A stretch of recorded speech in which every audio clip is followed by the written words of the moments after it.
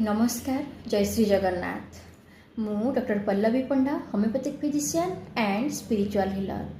एबे दिन को दिन गरम मात्रा बढ़ी बढ़ी चली तेणु आसतु जानिबा किछि टिप्स जहाको आपणे आमे हीट स्ट्रोक रु बंचिबा सह आमे हेल्थ एनर्जी एवं स्किन को प्रोटेक्ट रखि परिबा।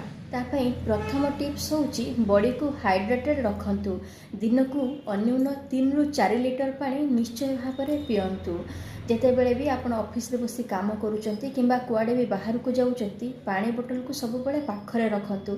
काहेकि ना गरम दिन रे अधिक झाड़ा बहिबा द्वारा बॉडी डिहाइड्रेटेड हो जाए एवं ता द्वारा हेडेक डिजीनेस एवं टायर्डनेस आदि समस्या मध्य देखा जाय थाए। द्वितीय रे यथेष्ट अधिक मात्रा रे वाटर रिच फूड जेमिति कि काकुड़ी तरबुज खरबुज अंगूर कमला आदि अधिक परिमाण रे नियंतु जो कि प्रचुर मात्रा रे मिनरल भरी रही थाए एवं सेगुड़िक बॉडी को हाइड्रेटेड रखिबा सह बॉडी को कूल मध्य रखि थाए एवं डाइजेशन मध्य भलो हेइ थाए। तृतीय रे fried food junk food spicy oily जिनस चा कॉफी कोल्ड ड्रिंक्स आदि को यथासंभव एवॉइड करंतु कहीं से सब आम बॉडी रो हाइड्रेशन लेवल को कम करि थाए।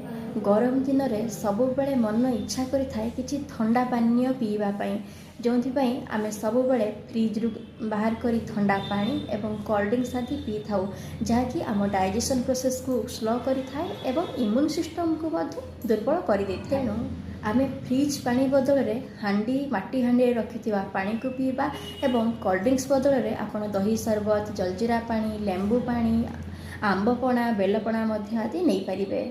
धन्यवाद।